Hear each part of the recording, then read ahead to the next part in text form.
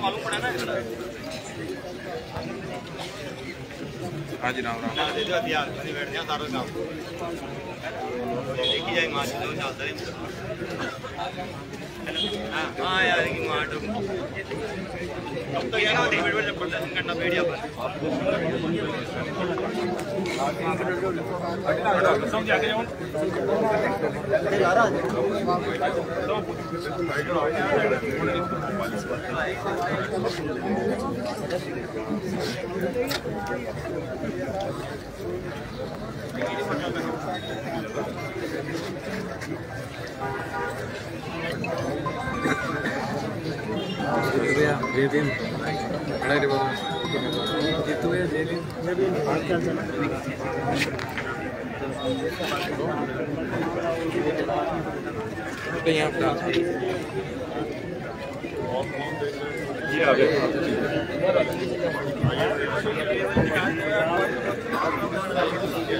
Deputy level की याद कर रही है सरकार जी।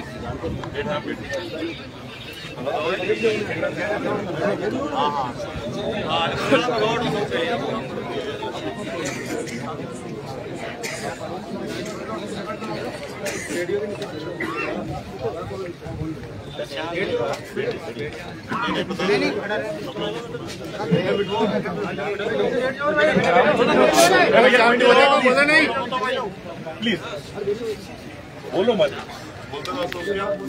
दिनांक 24/10 की ये घटना है जिसके अंदर हमारे जो नारायण जी वेगर हैं उनके खेत में नियमित रूप से कृषि कार्य करते हैं।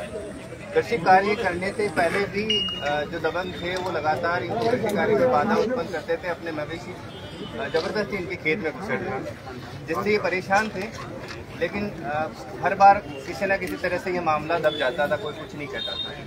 इस बार क्या होता है कि इनका एक पढ़ा लिखा बच्चा है जो महाराष्ट्र में पढ़ाई करता है, साथ में जॉब भी करता है 25,000 रुपये में नर्सिंग स्टाफ के रूप में काम करता है। वो आया हुआ था, पढ़ा लिखा है, उसने देखा कि मेरे पिता के साथ में संगीन मारपीट हुई है और लगातार इन चीज़ों से पीड़ित है, तो उसने कहा कि पापा चलो FIR करते हैं। तो FIR देने के लिए पुलिस थाना उपस्थित हुए रूपनगढ़ पहले ही दिन उन्होंने टालमोल की के साथ या तो दीपावली हम कर नहीं सकते, ऐसा कहीं है नहीं। और जबकि राज्य सरकार ने स्पष्ट तौर पर आदेश जारी कर रखे हैं कि किसी भी मामला शिकायत जो भी है उसको तुरंत प्रभाव से दर्ज किया जाए और जो SC/ST और पोक्सो के मामले हैं वो तो जल्दी ही दर्ज होने चाहिए।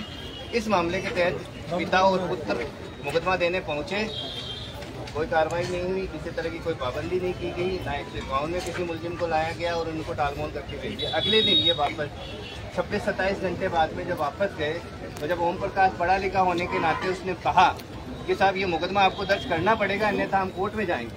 तो कोर्ट में जाने के इस डर से कि भाई राज्य सरकार ने आदेश जारी कर रखे हैं कि मुकदमा तुरंत दर्ज करना है और उसमें आप कोर्ट में जाने की जब उनको लगा तो उन्होंने मुकदमा दर्ज कर लिया। उसी दौरान SHO रूपनगढ़ ने मुलजिम पक्ष से फोन पे बातचीत की। आधे घंटे की बातचीत के अंदर उन्होंने कहा कि आप इनके विरुद्ध चोरी, मारपीट और घर में घुसने का मामला लेकर आए, मैं दर्ज करूंगा और मैं इनका इलाज करता हूँ। ये शब्द थे SHO के, ये इस तरह के SHO के शब्द थे। फिर मुकदमा दर्ज किया गया। मुकदमा 30 घंटे बाद में हमारा दर्ज किया गया, उनके जस्ट आधे घंटे बाद में उनका मुकदमा दर्ज किया गया। 235 से हमें 236 में मुकदमा दर्ज कर लिया गया और लगातार ये दबाव बनाया गया कि तू मुकदमा वापस ले ले, अन्यथा तेरे को इस मामले के अंदर घर में घुसना, मारपीट करना और चोरी करने के मामले के अंदर हम आपको दोषी बनाएंगे। इस दबाव रहा, दबाव के चलते व्रताधिकारी जब डिप्टी साहब जांच के लिए पहुंचे तो सबसे बड़ी गनीमत ये थी कि नक्शा मौका के दौरान ही डिप्टी साहब वहाँ पे मुलजिम पक्ष के और वहाँ के जो सरपंच है, पूर्व सरपंच, उनके घर पे चाय नाश्ता करते हैं, 2-2 घंटे बातचीत करते हैं। इससे ये साबित होता है कि उनकी मिलीभगत साठगांठ रही। इसी से प्रताड़ित था ये लड़का कि बार बार जब ये व्यवस्थाएं देख रहा था तो उसे लगा कि ये मामला अब नहीं हो पा रहा है। तो अगले दिन जब व्रताधिकारी कार्यालय के अंदर किशनगढ़ बयान देने के लिए ये लड़का और इसके पिता और 2 मुलजिम जो अदर इनके मित्रों को जबरदस्ती फर्जी FIR में बनाए गए हैं, रवि और युगल किशोर, वो वहाँ पहुँचे किशनगढ़ किशनगढ़ पहुंचने के बाद में वहाँ के लोकल पदाधिकारी के कार्यालय के जो स्टाफ है वो भी ये कहते हैं तो मुकदमा उठा ले, अन्यथा तेरे को इस मामले में चालान कर देंगे, हम चोरी के मामले में तेरा चालान कर देंगे। जगह भी नाम इससे ये इतना दबाव में हो गया कि ये इस बच्चे को कुछ नहीं सूझा कि जब पूरा प्रशासन मेरा साथ नहीं दे रहा है, सारी व्यवस्थाएं मेरे खिलाफ होती जा रही है, तो इस बच्चे के अंदर कुंठा आने लगी। उसने जितना अपना बूता था, तो जितने प्रयास थे उतने प्रयास किए, लास्ट में वही हिम्मत हार गया और इस हिम्मत हारने के दौरान उसे आत्महत्या जैसे बड़े कदम उठाने पड़े। 3 पृष्ठों की उसमें सुसाइड नोट में उसने संपूर्ण व्याख्या की है इस बात की कि मैंने ये सुसाइड क्यों किया है।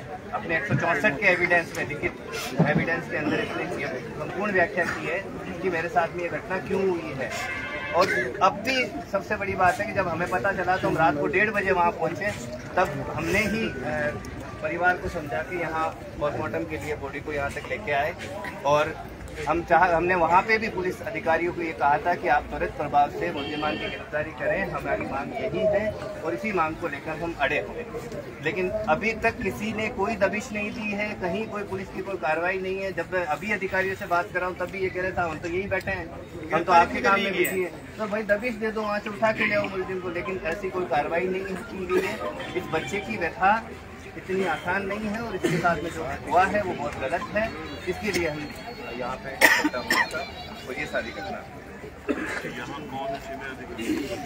अभी तो एसपी साहब आए हुए, ये FIR दी है हमने, जिसमें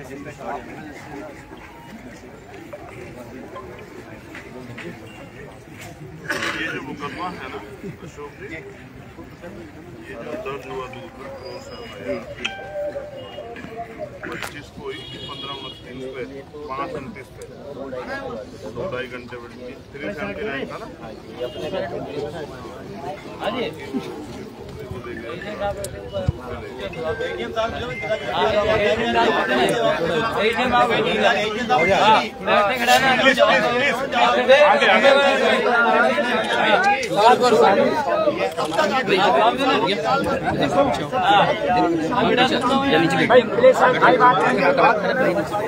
एकदम सारे शांति बनाए रखेंगे।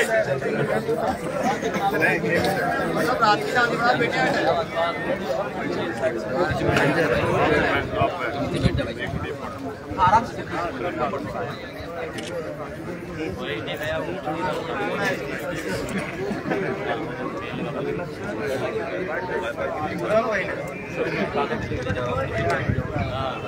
लेवल की जांच कराओ, कॉन्स्टेबल तरीका हूँ, बात नहीं करा। अरे भाई शांति रखो थोड़ा, भाई साहब बात कर रहे हैं ना, फिर भाई साहब किस लिए आए?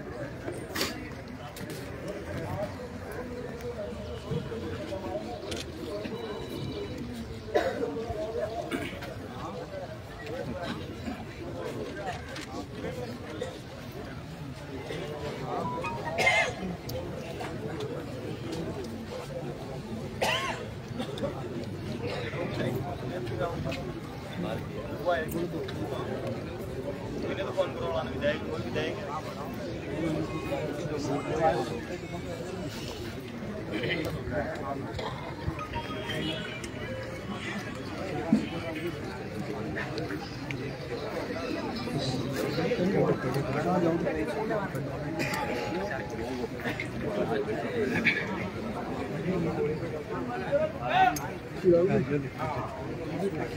साहब आज भी दिए क्या?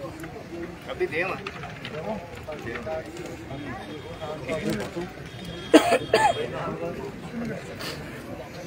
ज्ञापन जो मैंने कहा वही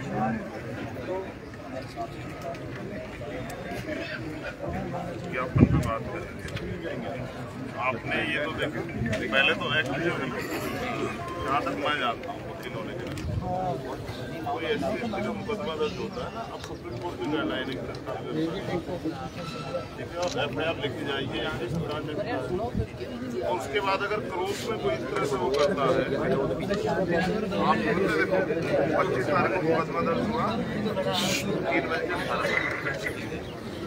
25 तारीख को दूसरा मुकदमा इनके खिलाफ लोग का दर्ज कर दिया 5 बजे 2 घंटे बाद पीटो 2 घंटे में देखो पीटो, फिर झूठा मुकदमा दर्ज करा दो और फिर ऐसे अच्छे जो है ये सोचते हैं जनता का सम्मान करें। वो तो वर्दी का सम्मान करती है, ऐसे नालायक लोगों का थोड़ी करती है। तो आप और मैं ये महसूस करें, आम आदमी होने के नाते जितने यहाँ लोग खड़े, कोई किसी से पूछो, किसी जात धर्म का हो, ओम प्रकाश आत्महत्या कहा तो मजबूर होकर मरा है।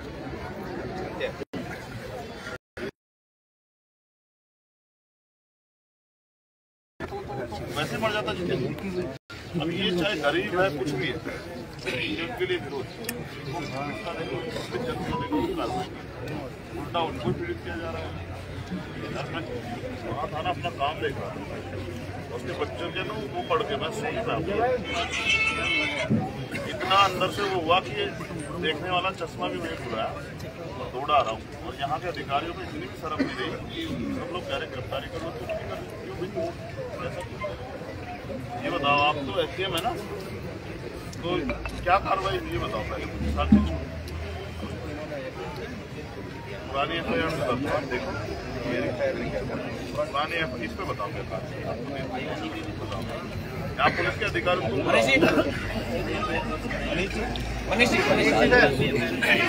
नहीं तो हम नहीं वो देंगे। एक मिनट आवाज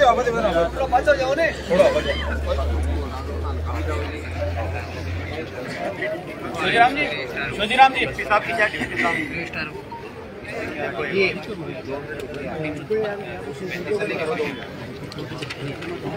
खड़ा मत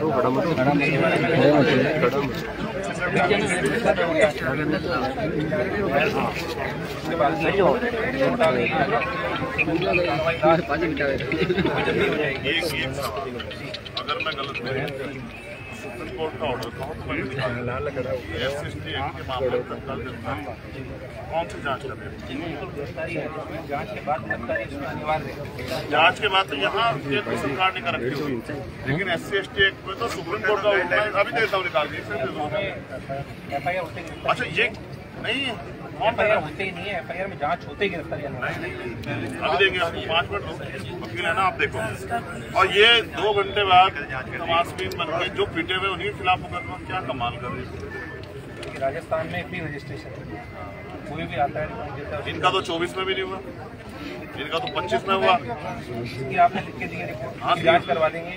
ऐसी कोई लापरवाही किसी के द्वारा की गई उसके खिलाफ कार्रवाई करें। हाल तक जांच बाकी रहेगी और भी हाल भी जांच बाकी है। का नाम लिखा हुआ है इसमें 24 घंटे किसी को आत्महत्या कर ले उसके बाद भी कार्रवाई। अच्छा ये सही है, जांच बाकी हाल है, जांच मेरी हाल है। एप्लीकेशन लोग मदद करो अगर आप यहाँ बात में करेंगे। आप किसी के खिलाफ इसको बिल्कुल दर्ज करवा दें। इसको दर्ज कराओ, दर्ज कराओ, जांच करा लेना, दर्ज कराओ, फिर हम प्रयास वो उसका आगे बढ़ाएंगे। दर्ज कराओ, दर्ज करा के यही तो काम है। कोई भी आएगा दर्ज ठीक है भाई, दर्ज कराओ, नाम का दर्ज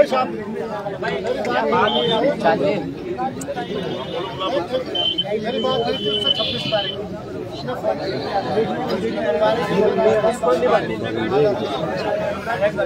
मेरे साथ में इस तरह की और FIR दर्ज हुई। FIR तो बड़ी मुश्किल में FIR दर्ज हुई है। और जो सीओ है, डिप्टी जो है, डिप्टी बोलते हैं हमारे सीओ, डिप्टी जो है वो मेरे से बदतमीजी से बात कर रहा है, सही तरीके से बात नहीं कर रहा। और अब गांव में आया है तो जिनके खिलाफ मैंने दर्ज कराया उन्हीं के यहाँ दर्ज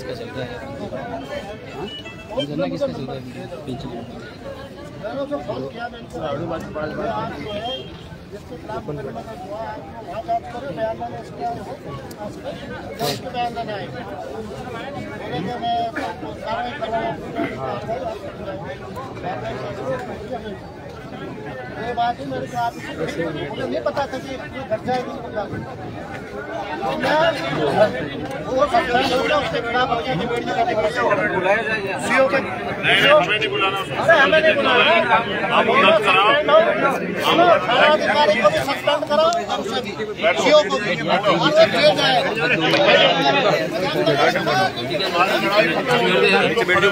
नीचे बैठो यार, बैठ जाओ, और कोई हल्ला ना बचा, किसी कोई बात कही तो आके अपनी बात कर दे। हमारा हो रहा है क्या बताओ? अब भैया बैठ लो, अभी तो तुम्हारी सुनवाई नहीं करता। अरे यार बैठ ले भाई, आप ये दर्ज कर दो, वो दर्ज करा के दो।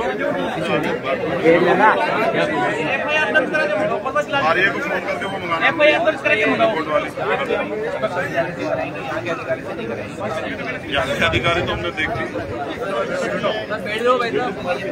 बैठने की बैठो ना आराम से कराओ, मुझे भरोसा है। मगर आप मुझे बताओ, एक आदमी जो पीड़ित होगा कहाँ जाएगा? पुलिस के पास ना भाई। मुकदमा लिखने की ताकत किसके पास है? पुलिस के पास।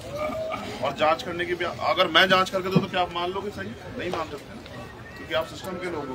और ना ही मैं मुकदमा लिख सकता। ये दोनों ताकत आपके पास है। ये तो आम आदमी आपको भगवान की तरह देखता है, लेकिन भगवान क्या कर रहा है? उसका कत्ल कर दे रहा है। तो इससे तो न्याय की जो वो है परिकल्पना, उसको भी ठेस पहुंच रही है।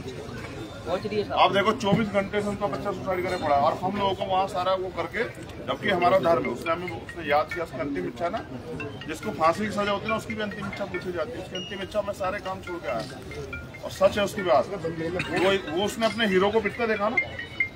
मेरे पिता के साथ भी कोई ऐसा करता तो मेरे लिए मेरा जीवन मरने लायक होता, अगर मैं कुछ नहीं कर पा रहा हूँ। और चाहे वो गरीब हो अमीर हो, हर आप भी जानते हैं आपके पिता के साथ ऐसा होता, आपको बताओ। मैं तो अपनी भावुकता को भी रोक पा रहा हूँ, क्योंकि मैंने देखा वो उसकी तड़प मैंने उसके लेटर में देखी है। लेकिन नहीं होगा ये अन्याय। बताओ, आप दर्ज कराओ और फिर उसे बच्चों को बताओ। अगर इतना ही मन हो ना चमचागिरी करने का, तो सारे खाकी और आए सफेद कपड़े पहन के, देखो कुत्ता ना बना दिया ना उसका, तब बताना। ठीक है, ये चलेगा। इसका सम्मान है जो आपने पैर रखी है, इसका सम्मान है। ये हमारे देश का सम्मान है, गौरव इसलिए। वरना क्या हम लोग कमजोर हैं? बिल्कुल कमजोर नहीं है। आप वो दर्ज कराओ, फिर हम बात करेंगे। अभी तो मैंने उसकी माँ से भी मिला। देखो वो क्या सोच रही है कि अकेला बेटा जिसका, बताओ कहाँ से लाके दूं मैं इसको? ये देखो इनको कहाँ से लाके दूं बताओ?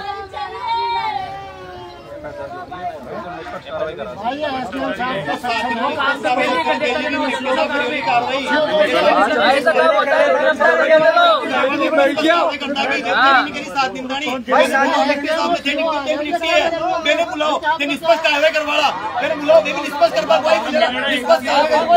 अच्छा हमने होता है। वो दलित के दबंगे घर जाके बैठते हैं। ये कौन सा निष्पक्ष चाहिए जहाँ पे आपका माने वो जावा अगला करना तो बड़ी करवा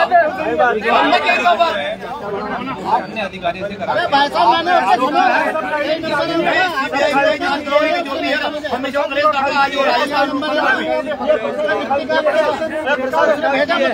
मैंने बात की उससे, मुझे मालूम है कितने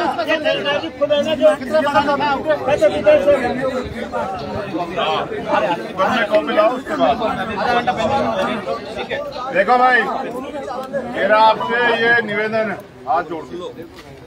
न्याय चाहिए ना, तो फिर